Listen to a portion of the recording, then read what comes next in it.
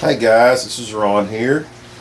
I wanted to do a video. Actually, this may be in segments. It's kind of like my life story in a way, or part of it. Obviously, it was the worst part of it. But in telling this story, I'm gonna tell y'all why and explain to y'all why I carry. And yes, it is loaded. I'm not gonna rack it. I ain't gonna play with them. Just showing you I carry. I almost always, I'm at home right now. I just haven't took it off since I got home. But usually when I would go out the door, it's on me. A lot of times I'll carry a backup as well. And a lot of people think, well, what in the world are you carrying a gun for? Well, I just didn't come by accident. And it's a hard story. I've never told it. A lot of people know it because they've lived through it with me, but they don't know everything. I have never sat down with a therapist and talked with them about it. I've always just managed it on my own. Have talked to a few friends, but I'm gonna take this time to share it with all of y'all, all my YouTube friends and subscribers, and I'm sure I'll probably put this on Facebook as well for all my friends on Facebook. But why do I carry? Well, somewhere right along here, I'm gonna try to put a picture. I'll let y'all look at it.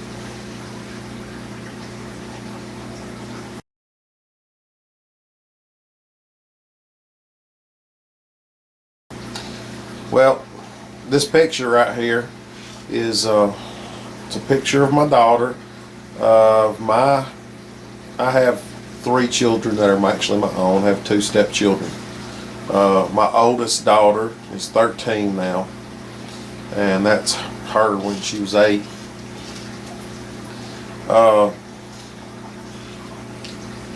But to go back even further than that, to give you an idea, had guns my whole life, hunted my whole life. I'm sure it was illegal, but I owned my first pistol when I was 16. It was a little 22. A friend of mine's daddy sold it to me for $100. He was a gun salesman, but we were good friends, and it was okay with my parents, and they let me have it. So I bought it and got me a 22 pistol. Didn't have it long. I needed money, so I had to sell it. Then I didn't buy another pistol till I was probably about 23. I bought a 38 Rossi. Didn't need it at the time that I knew of. I just wanted a pistol. And it wasn't long till I had to sell it. Then there was several years rocked on after that before I bought another one. It's probably about 28. Yeah, I think it was 28, 29 years old when I bought it. I bought it because, as y'all know, at that time I had got employed with the police department as a dispatcher, emergency dispatcher for our police and fire and EMT for our town. Was also a jailer, and it had just, I can't remember the exact year it happened, but it was a town about 40 miles from here named Fayette. Got all the information at work in my locker. I keep it there as a reminder. But there was 2 police officers and a dispatcher on duty in the little town of Fayette, and they had arrested this boy for I don't know what. I don't remember. They arrested him. They're back there in the booking room with this kid. I don't think he's even 21 years old. Anyway, they're back there with him. My understanding, according to the recordings, they're talking about how, boy, you've screwed your life up.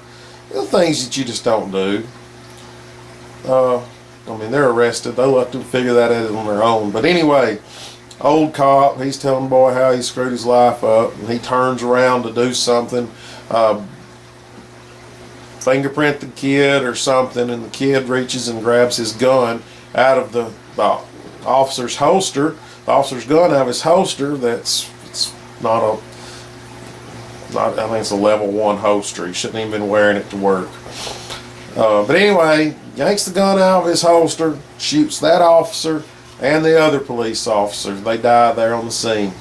Goes from there, runs into wherever the dispatch office is, shoots the dispatcher. All 3 men dead. Never have been for sure whether the dispatcher had a gun or not, was allowed to carry one at the time. But anyway, this kid runs out and runs somehow through the fire department, finds a fireman sitting on the shitter, and says, "Hey, you need to go check on your men." Runs on out and steals a patrol car and takes off. They do catch him later. It's later on that next morning, I think. He wrecks in a field. Just a kid, just like that, kills 3 men. Got me thinking, I'm a police dispatcher. I sit here, I work night shift. I sit here all night long. Why do I count on other people's, and I ain't got nothing against my police officers. They're all good guys and they're all trained very well. But why do I rely on them for my safety, keep me safe? You know, there's nobody loves me more than me, I guess, as far as that goes, and is more wanting to keep me alive than I am. So I go and buy me a Ruger 357. Ask permission to carry the weapon. We used to understand dispatchers used to be allowed to carry firearms, and there was some idiot had an accidental shooting of his firearm. It discharged while he was cleaning it or screwing around with it one night, bored to death. Anyway, there was a bullet hole in the wall to point out to us that's what it was. So they weren't allowed to carry firearms after that. Only police officers were. Well, the police chief didn't, he's one of them types that, I mean, he's a great guy, he's a real smart man. He never gave me an answer, but he was, you know, it was one of the things, if I tell him no, I'll be responsible. If I tell him yes, I'll be responsible. So I never got an answer. So I started carrying this Ruger to work, but it was in my lunchbox. I had it, so if I needed it, I could take care of myself. Well, time rocked on. I was in the National Guard. I retired with 20 years. And time rocked on. The National Guard was getting deployed to go to Iraq. Well, I was one of them that was more than likely going. A bunch of us guys had talked, you know. I mean, I know everybody's big fans of M16s, and I am too, but been in the military and firing M16s my whole life, I also know their shortcomings. And going over to a desert and counting on that M16 to be the thing that saves my life, it's nice to have a backup. Well, you ain't gonna buy a 357 shells, my understanding, in Iraq like you would a 9mm. 9mm is the common ammo. So I go and trade my 357 in on a 9mm, and I don't, much as I need something that's going to protect me, I also need something if I can sneak this thing over there, but getting it back is going to be a different story. I need something I can just chunk and it ain't going to cost me a lot of money. So, needing money too, kind of finishing things up around the house. So I trade my 357 Ruger in on a 9mm high point. It's a gun, it shoots, fairly accurate. I didn't know much about them, but I knew they were cheap. Anyway, I got it, and I've got it and I've shot it a few times. It's a decent little gun for what it is. I mean, people can put them down, and they're not a, you know, they're not a Glock by no means, and they are what they are. That's all you can say about them. But anyway, so I've got it, and comes out, I've got other things going on during this whole time. My wife is suffering from depression, mental illness. She's heard voices. She's done many things. I mean, she's had a nervous breakdown. And I've been having to deal with this and fight with this for quite some time. So I'm dealing with this. This is my own little war at home. And they start talking about us being deployed, and all of a sudden it's like, well, you may not have to go if you've got hardships at home. So I filled out the paperwork for hardship because of my wife and her mental status. She had made comments quite a few months back earlier when she was sick that we had my baby was my middle girl was just a baby then and a handful, and I think she was about 2-year-old. And she said that she heard voices that said if she would just smother her, all her problems would be over with. Well, now I got her help. I mean, we was seriously got help when all that come up, and it did. That had all passed. She had quit hearing voices by this time. But anybody that knows anything about mental illness knows that, especially with depression, it relapses. Medicines quit working. I was very concerned about that. What if I'm over here in Iraq and my wife relapses? Well, I filled out the paperwork, and sure enough, they approved me just like that. I needed to stay at home. Dealt with a lot of guilt though because of that. All my buddies, my friends, people I've known for years, been in the Guard with for years, they left going to Iraq, and I stayed home. It was tough. That's just really all I can say. It was hard. But it wasn't near as hard as what I was going to come up. My wife at the time, Renee, had been, like I said, suffering from mental illness. And I had been dealing with it with her. I'd been there doing everything I could, working 2 jobs, day and night, just trying to keep the house paid for, make payments, making the car payments, put food on the table, plus buy all her medications, which were outrageous. And it was just all I could do. I was stressed like I'd never been stressed before in my life. So, anyway, I'm working my ass off trying to get her better and take care of the family and get her filed for disability. You know, almost a year between her not working and getting approved for disability. And she finally gets approved for disability. I think it's January. Seems to be getting better, kind of holding her own. She's gotten approved for disability.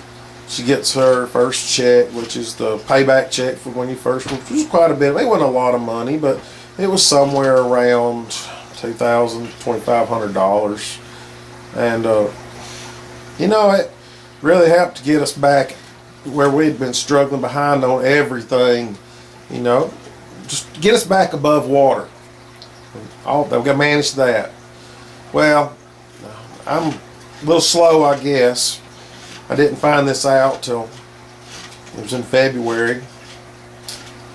After that, a month later, started having these second thoughts about her. What's going on? She's not acting right. Every weekend, she's going to spend the weekend with her dad in a town 40 miles away. And she loves her dad a lot, you know, but I'm working every other weekend, so those weekends that I'm working, she's gone. Takes the baby with her to her parents, the baby's grandparents. Little I know, she's leaving the baby there with mom and daddy, and she's going out to the bars, meeting men. Not dragging home to daddy, mom and daddy's back till, you know, that next morning. I don't find this out. Everybody's not telling me, they're afraid to tell me. And I finally, really suspicious, put a program on the computer, and boom, it monitors, it's like a keystroke thing, it tells whatever, it tells you everything she types in. Well, guess what, I found out a bunch of stuff that I really, it just about killed me. She was my second wife. My first wife, I saw another man raising my son. He's 15. And I said that wouldn't go happen. Not with my kids. I wasn't going to have another kid that somebody else raised. And all of a sudden I'm getting another divorce. I'm losing my child. You know, I think, but of course, because of her mental illness, I don't think that's possible. But we agreed to joint custody. You know, I work 12-hour shifts, so I'm off 3 days one week and 4 days the next. So every day I'm off, I have our daughter, and every day I work, she goes to her mom's, and they don't live very far from here. So this is pretty good. I can work with this. I have to pay child support. You know, because we're just kind of splitting everything, and it works good for a little while till another one comes along and I remarry the third wife. I ain't no sense in talking about the first one. It ain't got nothing to do with any of this. But the second wife and the third wife, guys, y'all know what I'm talking about. It's been married before. It don't matter about you, the wife before the other one. It's the, why is it that your wife always hates your prior wife? At least I've seen that more than once, and I've seen it in my own situation once. But she can't stand her. My third wife hates my second wife. I ain't never done a thing to her, but just hates her. I mean, it's just constant. No, and I don't understand. I don't, you know, guys, as long as you know, don't cause problems in my home, I ain't gonna bother you because you was my wife's last husband. You know, as long as you ain't interfering with me, I ain't gonna interfere with you. I can care less. And that's the way most guys are, but women ain't like that. I don't know why, but they really detest the man, their husband's ex-wife. So the one that came right before. So anyway, we're married for almost 4 years, and for 4 years it's just constant bitching and griping and fighting between the two. And